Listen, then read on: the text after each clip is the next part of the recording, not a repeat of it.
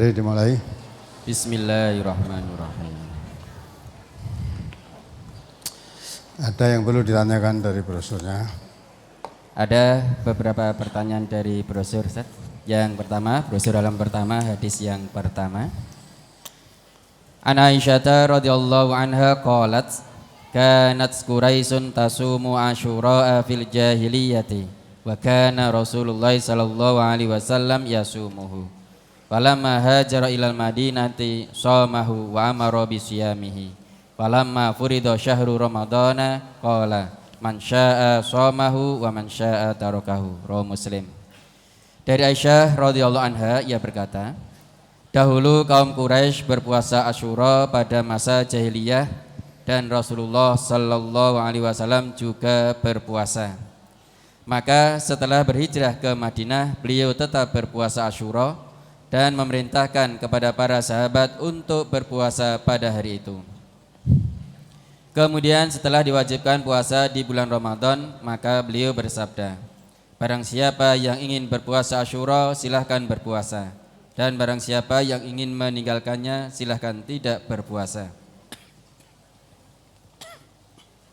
Pertanyaan, jadi sebelum diwajibkan puasa Ramadan, apakah puasa Asyura itu wajib, Ustaz? Tidak wajib. Ya, nah, Nabi kan mengatakan pada masa jahiliyah justru itu. Pada masa jahiliyah, di situ terangkan kan, orang Quraisy pada masa jahiliyah pun mereka sudah berpuasa, yaitu puasa Asyura. Nabi pun ikut berpuasa pada saat itu. Nabi kan orang Quraisy juga Nabi. Nah, setelah di Madinah dapat perintah wajib, nah ini perintah wajib berpuasa di bulan Ramadan. Maka Nabi kemudian kepada sahabatnya menyampaikan, karena sudah diwajibkan, ada puasa wajib ini, puasa wajib yaitu Ramadan. Maka Nabi mengatakan, ya, barang siapa yang ingin tetap berpuasa Asyura itu silahkan berpuasa. Tapi siapa yang akan meninggalkan, silahkan meninggalkan. Ya.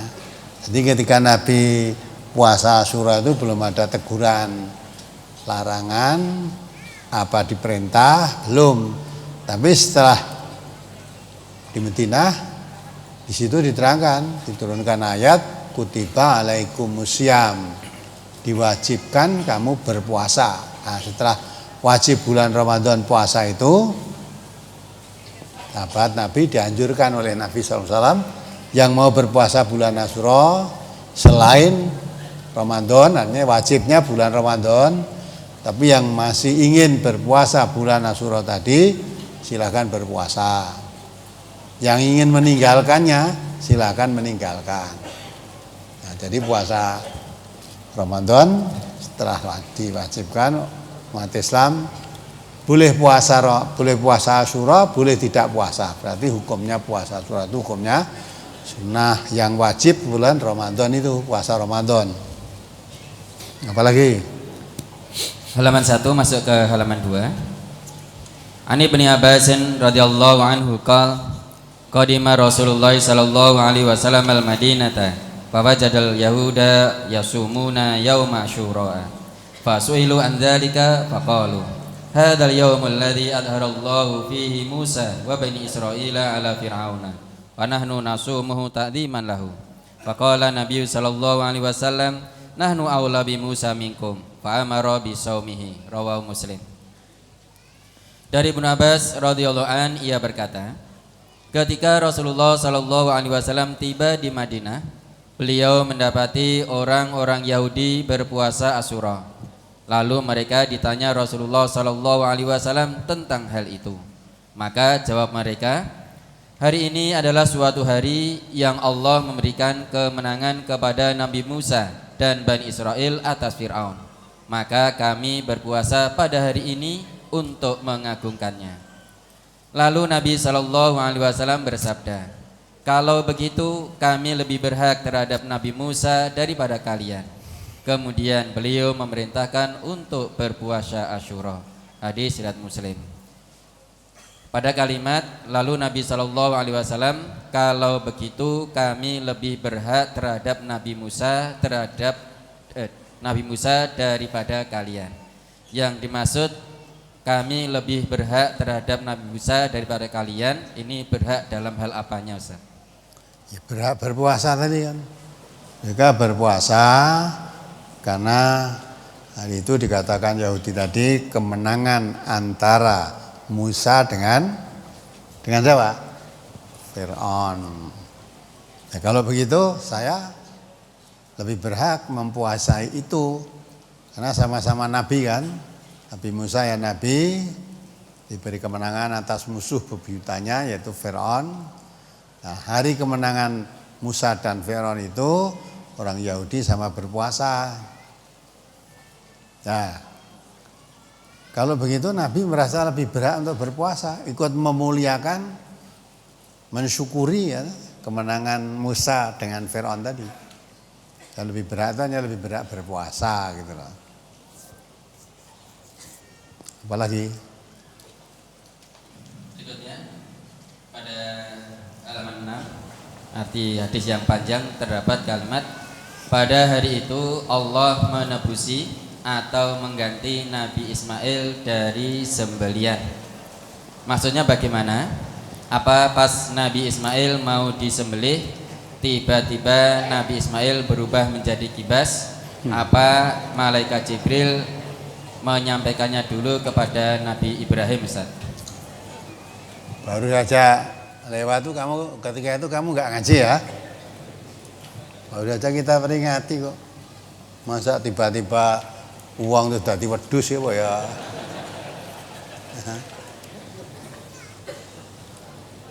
Jadi Nabi Ibrahim setelah diberi anak oleh Allah, satu-satunya anak yaitu Ismail. Ya. Yang sudah tua baru dikarunia anak itu atas permohonannya. Nabi Ibrahim memohon kepada Allah diberi seorang anak untuk sebagai generasi penerus perjuangan Nabi Ibrahim dalam mendakwahkan Islam ini. Kalau kita ngarep-arep punya anak kan, sing marisi bandaku sapa gitu kan? Atau sok nek tua aku melu sapa. Jadi seolah orang punya anak itu untuk ketergantungan nanti hari tuanya. Ya, kalau saya nggak punya anak besok kalau udah tua ikut siapa saya? Yang ngopeni saya siapa? Lupa bahwa yang menghidupi kamu itu siapa? Allah. Ya. Allah. Nah, karena itulah Nabi Ibrahim mempunyai cita-cita kalau nanti Ibrahim punya anak bisa meneruskan tugas ayahnya. Nah, sudah tua baru diberi anak. Ya, satu-satunya anak. Setelah usia agak dewasa bisa dalam Al-Quran bisa membantu ayahnya berusaha dan kecintaan Nabi Ibrahim terhadap Ismail makin menjadi makin cinta, diuji oleh Allah. Ujian Ibrahim itu ya. Jadi Ibrahim itu betul-betul diuji oleh Allah.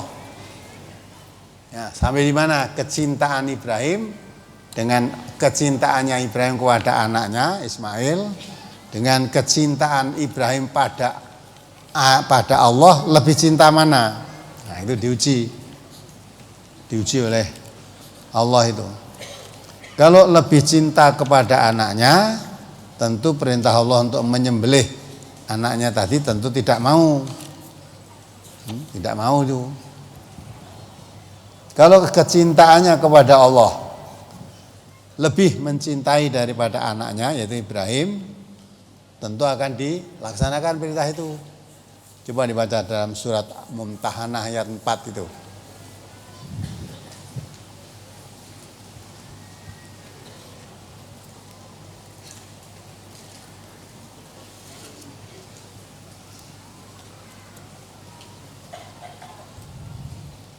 Surat Al-Mumtahanah surat ke-60 ayat 4. A'udzu billahi minasyaitonir rajim.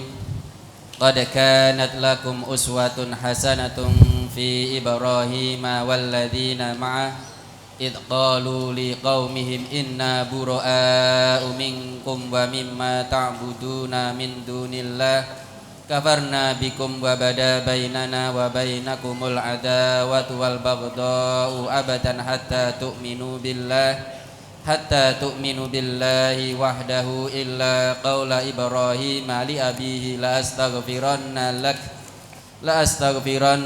laka wa ma amlika laka minallahi min syai' rabbana alaika tawakkalna wa ilaika anabna wa ilaikal masir. Sungguh telah ada suri teladan yang baik bagimu pada Ibrahim dan orang-orang yang bersama dengannya ketika mereka berkata kepada kaumnya, sesungguhnya kami berlepas diri dari kamu dan dari apa yang kamu sembah selain Allah.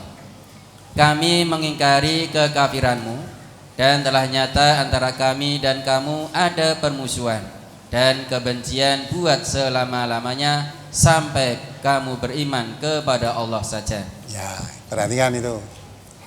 Jadi qad kanat lakum uswatun hasanatun fi Ibrahim. Jadi Ibrahim itu juga uswah hasanah. Nabi kita Muhammad sallallahu alaihi wasallam juga laqad kana lakum fi Rasulillah uswatun hasanah. Suri teladan yang baik. Nabi Ibrahim juga suri teladan yang baik. Dalam hal apa? Pada ayat ini terangkan dalam ketauhidannya. Yaitu Ibrahim walladzina ma'ahu dan para pengikut-pengikutnya. Mereka berkata qalu liqaumihim inna bura'a'u minkum wa mimma ta'buduna min dunillah. Ya. Kami Ibrahim dan pengikutnya kami berlepas diri dari kamu, dari kaumnya itu. Padahal kaumnya termasuk bapaknya Ibrahim ada bersama kaumnya. Tapi mereka menyembah patung. Termasuk bapaknya Ibrahim itu menyembah patung. Patung dibuat, disembah sendiri dan diikuti oleh kaum yang pada zaman itu kaumnya juga bangsanya itu ya, semua menyembah patung. Lah Ibrahim dan para pengikutnya menyatakan berlepas diri dari kaumnya. Dan berlepas diri wa mimma ta'budun dan apa yang kamu sembah. Ya, yang kamu sembah min dunillah, apa yang kamu sembah selain Allah, kami berlepas diri. Ya. Ibrahim berani berbeda, bertentangan dengan kaumnya dan ayahnya ada di dalamnya. Menyatakan diri, saya berlepas diri.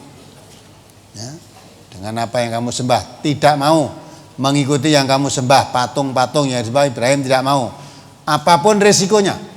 Ya, itu terangkan kafarna bikum babada bainana wa bainakum babada bainana wa bainakumul adawatu wal baghdha abadan hatta tu'minu billah wahdahu. Ya, kami berlepas diri dengan kaumnya, ya, penyembah berhala itu, dan menyatakan antara kami dan kamu jadikan musuh dan kebencian untuk selama-lamanya, sehingga kamu hanya menyembah kepada Tuhan yang Maha Esa saja. Ya, tauhid Ibrahim dari suri teladan yang baik tauhidnya. Mau menyalahi, menyelisih kaumnya pada umumnya. Mereka menyembah patung, termasuk ayahnya Nabi Ibrahim dan pengikutnya menyatakan kami berlepas diri dan menyatakan kebencian, permusuhan selama-lamanya, sehingga kamu menyembah Allah yang Maha Esa saja. Kalau kamu tetap menyembah patung, ya, tertanam suatu rasa permusuhan dan kebencian selama-lamanya. Ini tauhid Nabi Ibrahim. Mengapa? Ya karena Nabi Ibrahim bertentangan dengan ayahnya, bertentangan dengan kaumnya di dalam masalah ketauhidan. Ya, maka dan ini pada zaman Ibrahim loh. Masih ditulis di dalam Al-Qur'an, diwahyukan kepada Nabi Muhammad. Berarti itu pelajaran buat Nabi Muhammad dan buat umatnya Nabi Muhammad. Harus mempunyai sikap yang kokoh begitu, masalah tauhid tidak boleh ditawar-menawar. Maka saudara, walaupun hidup suatu kampung, orang kampung itu bukan suka berlaku kemusyrikan, berlaku ke usaha percaya yang musyrik itulah, bahkan melakukan peribadatan yang bertentangan dengan akidah Islam, bermacam-macam bentuk ibadah kemusyrikan, harus berani menyatakan diri, berlepas diri. Berbeda dengan kaumnya, walaupun resikonya dirasani, dikucilkan, sampai diusir, itu resikonya. Dan Nabi Ibrahim resikonya dibakar kok. Nah, dengan cerita kalau Nabi Ibrahim dibakar, Nabi Ibrahim itu karena bertentangan dengan kaumnya sampai dibakar Nabi Ibrahim. Ya, walaupun dibakar Nabi menyerah aja.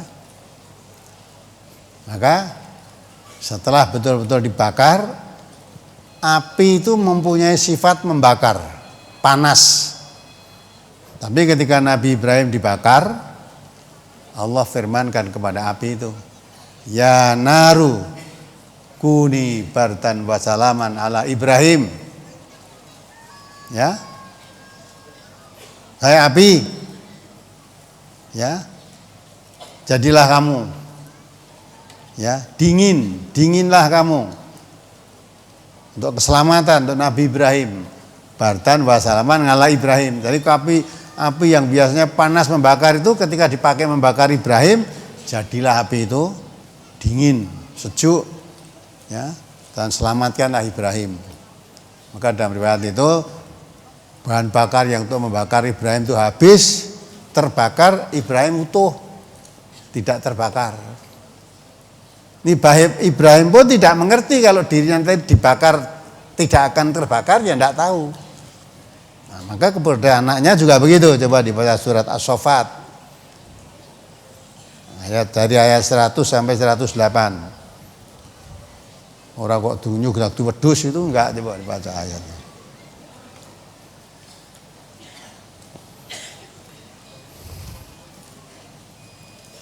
Surat As-Saffat ayat 100 sampai 108.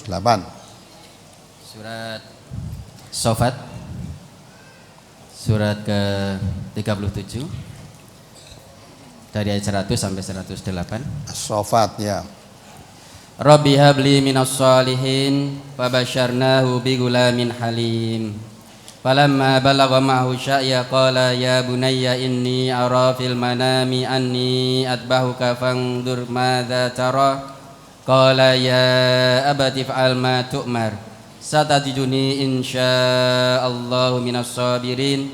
Falamma aslama wa tallahu lil jabin wa nadaina ayya Ibrahim qad sadaqtar ru'ya inna kadzalika najzil muhsinin inna hadza lahuwal balaul mubin wa fadainahu bidzibhin adzim wa tarakna alaihi fil akhirin. Ya, hatikan pelan-pelan.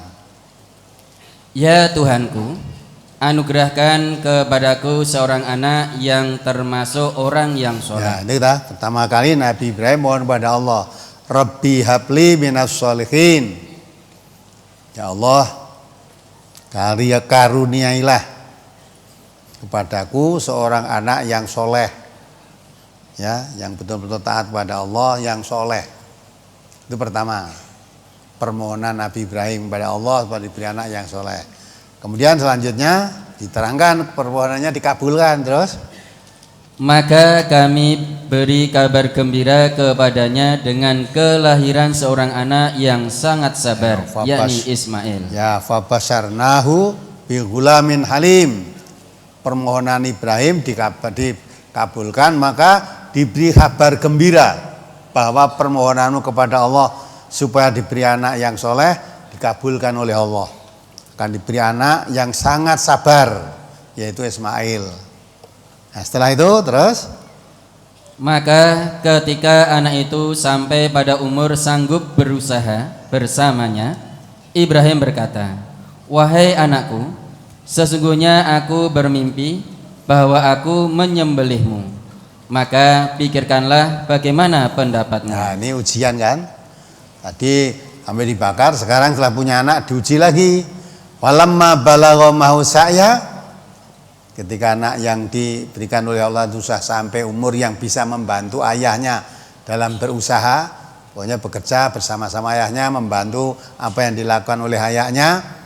Tahu-tahu Ibrahim diperintah oleh Allah. Dalam mimpi Ibrahim diperintah Allah menyembelih anaknya. Maka akhirnya Ibrahim panggil anaknya. Qala ya bunayya inni ara fil manam anni azbahuka fandur madza tara.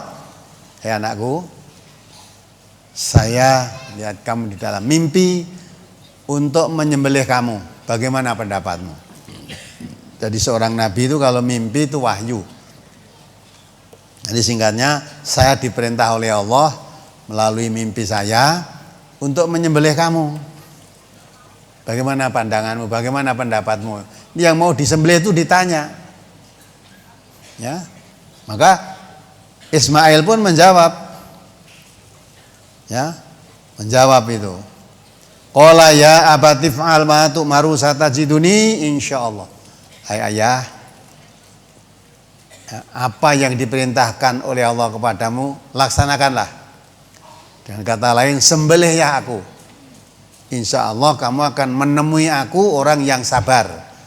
Walaupun saya akan disembelih, saya mati dengan tangan ayah sendiri, disembelih oleh ayah saya sendiri, saya rela. Padahal perintahnya itu tidak masuk akal itu. Perintah bukan belih anak. Tapi seorang Ibrahim, ya, imannya sangat kuat. Tidak mungkin Allah memerintahkan kepada hambanya yang mengakibatkan kesengsaraan, penderitaan, nggak mungkin. Semua perintah Allah walaupun menakutkan, akibatnya membahayakan, laksanakan dengan ikhlas. Ya, tadi dibeli anaknya, ya sudah. Walaupun saya sangat mencintai anak, karena Allah memerintahkan untuk beli, saya beli sudah. Nah, itulah.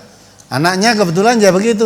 Permintaannya pada Allah supaya diberi anak yang sabar, Allah berjanji akan diberikan anak yang sabar, anak yang soleh dan sabar. Maka akan disembelih ayahnya pun berserah diri, tidak membantah. Nah itu jangan ditiru kalau itu. Nanti kalau kau mimpi membelih anakmu terus anaknya dibelih tenan, mati tenan. Ya, itu kalau kamu mimpi bukan wahyu, kau kan turu. Kalau Nabi wahyu, kalau mimpi wahyu. Ya, walaupun perintahnya tidak masuk akal, ini perintah Allah, yakin mesti membawa kebahagiaan. Maka terusnya baca ayat berikutnya tadi. Maka ketika keduanya telah berserah diri dan dia Ibrahim membaringkan anaknya di atas pelipisnya untuk melaksanakan perintah Allah, lalu kami panggil dia, "Wahai Ibrahim, sungguh engkau telah membenarkan mimpi itu." Ya, dah. Itu terangkat tadi. Wa natainahu ayya Ibrahim. Ya, setelah tadi Ibrahim membaringkan anaknya mau disembelih, langsung panggil oleh Allah. Wahai Ibrahim, ya Ibrahim, qad sadaqta ru'ya. Kamu telah membenarkan mimpi itu. Artinya perintahku lewat mimpimu kamu sudah membenarkan. Ternyata kamu laksanakan betul. Sebetulnya perintah itu inna kadzalika najil musinin. Allah akan memberi balasan orang yang berbuat baik. Nah, karena itu inna huwa balaul mubin. Itu sebenarnya hanya suatu ujian untuk menguji kamu. Ternyata kamu lulus dalam ujian ini. Perintah membelih anakmu, belih sungguh-sungguh. Nah, sekarang ayat kelanjutannya. Sungguh demikianlah kami memberi balasan kepada orang-orang yang berbuat baik. Sesungguhnya ini benar-benar suatu ujian yang nyata. Inna hadza lahuwal balaul mubin. Ini untuk menguji kamu saja. Ternyata kamu lulus menghadapi ujian. Walaupun kamu sangat mencintai anakmu, saya perintahkan, Allah perintahkan nyembelih anakmu karena perintah Allah, ya sudah. Apapun yang diperintah Allah laksanakan. Belah betul anaknya. Dan dengan ikhlas. Bukan suatu cerita-cerita itu ya. Ibrahim katanya mau nyembelih anaknya tidak sampai hati, orang tegel. Akhirnya menyembelihnya membelakangi gini kan, anak kok buri. Tidak, mau ditari terang-terangan, anak sabar, dikelekake, dibaringkan atas pelipisnya, dipasangnya, peso akan dibelih. Betul tidak? Jadi menyembelih betul ora tegel berarti ragu nih tak Ibrahim ini, ya. Maka kan Allah katakan inna hadza lahuwal balaul mubin. Perintahku sebenarnya suatu ujian buat kamu. Benar-benar suatu ujian yang nyata buat kamu Ibrahim. Dan nyata-nyata kamu lulus menghadapi itu. Maka akhirnya, nah ini yang saudara tanyakan tadi terus. Dan kami tebus anak itu dengan seekor sembelian yang besar. Nah, fabatainahu bidzifkin adzim.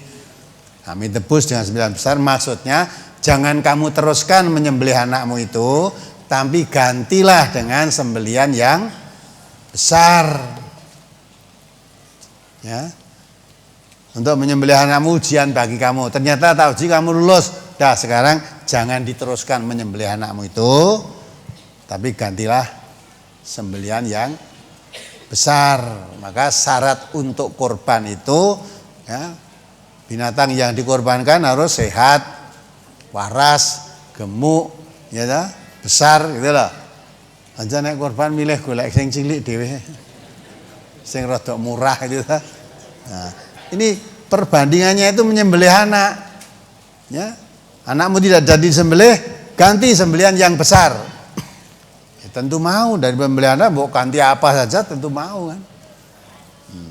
Nah, itulah suatu ujian pada Ibrahim lulus. Maka Ibrahim itulah sebagai uswah hasanah menghadapi ujian walaupun dibayangkan risikonya sangat membahayakan, tapi ini perintah Allah tanpa ragu-ragu melaksanakan perintah Allah. Dan ternyata kesudahannya ya, jalan keluar yang sangat baik. Ya, jadi ibadah nusuk. Jadi nusuk itu korban tadi. Inna sholati wa nusuki. Sesungguhnya sholatku, nusukku itu nusuk itu ibadah yang tujuan ibadah itu bukan seperti sholat puasa tapi menyembelih hewan. Jadi menyembelih hewan tujuannya beribadah, nusuk itu. Maka kalau nusuk itu menyembelih hewan, dagingnya tidak dimakan sendiri tapi dibagikan kepada masyarakat. Nah, itulah nusuk. Nah, itu Ibrahim menyembelih dengan ikhlas anaknya tadi, akhirnya Allah tebus dengan ganti sembelihan yang besar. Jadi orang kok seperti cerita-cerita itu. Ibrahim belai karo merem bareng sir tenan ditoleh, pedus ibake. Kaya sulapan gitu. Udah. Jadi betul-betul yang disembelih itu anaknya. Maunya, sudah niatnya menyembelih anaknya betul. Tapi Allah yang Maha Agung menguji ya, lulus, panggil jangan jadi kamu sembelih Ibrahim. Kamu tak uji lulus, sekarang cari ganti sembelihan yang besar sebagai penebus, pengganti untuk nyembelih anakmu tadi. Nah, gitu ya, boleh. Terus jadikan syariat kurban sampai sekarang bahkan sampai hari kiamat. Itu jadikan suri teladan yang baik, ketauhidannya Nabi Ibrahim, berani bertentangan dengan masyarakatnya, berani bertentangan dengan ayahnya untuk hanya menghambakan diri kepada Allah semata. Lalu contoh juga suatu uswah hasanah juga, apapun yang diperintahkan oleh Allah, Ibrahim melaksanakan tanpa ragu-ragu. Walaupun dibayangkan risikonya sangat membahayakan, tapi yakin Allah tidak mungkin akan membahayakan hambanya. Tidak mungkin. Ya, inilah rasanya. Jadi bukan kok tahu-tahu Nabi Ibrahim meleh anaknya tiba-tiba bareng ditoleh sing mati wedhus. Lah anaknya itu yang dia anaknya. Tidak begitu. Ya. Ya, apa lagi? Doa awal tahun dan akhir tahun yang tertera dalam brosur ini, apa bisa diamalkan walaupun doa tersebut bukan dari Nabi? Ustaz? Bukan, kamu membuat doa sendiri ya boleh kok. Membuat doa sendiri ya boleh. Ya. Awal tahun, akhir tahun membuat doa asal tidak dibakukan. Doa bebas itu kan apa aja boleh. Ya kamu doa dengan bahasa Indonesia ya boleh, ya Allah. Akhir tahun yang baru lalu ini mudah-mudahan Allah mengampuni dosa-dosa saya. Ya, kebaikan-kebaikan saya mudah-mudahan diterima oleh Allah. Sekarang saya masuk tahun baru. Mudah-mudahan tahun baru ini amal baik saya akan lebih banyak daripada tahun yang lalu dan kebaikan-kebaikan saya bisa menutup dosa-dosa saya tahun yang lalu. Itu boleh kok doa gitu. Itu doa bebas itu boleh. Jadi puasa di bulan Asyura, bulan Muharram itu ada tuntunannya memang dilakukan Nabi. Asyura itu artinya tanggal 10 Muharram ya. Kalau wong Jawa ngandake tanggal 10 Syura gitu ya. Padahal Asyura itu maksudnya 10-nya itu, 10 Muharram. Ya. Tapi Nabi maunya memang anjurannya tidak mau harus menyelisih orang-orang Yahudi, maka Nabi tahun depan kalau masih hidup akan melaksanakan puasa tanggal 9. Ternyata belum sampai tahun depan, belum sampai Asyura tahun depan Nabi sudah wafat. Maka kalau orang puasa tanggal 9 Muharram boleh. Itu sudah dicita-citakan Nabi, hanya belum terlaksana karena beliau wafat. Andai kata beliau tidak wafat, puasa tanggal 9.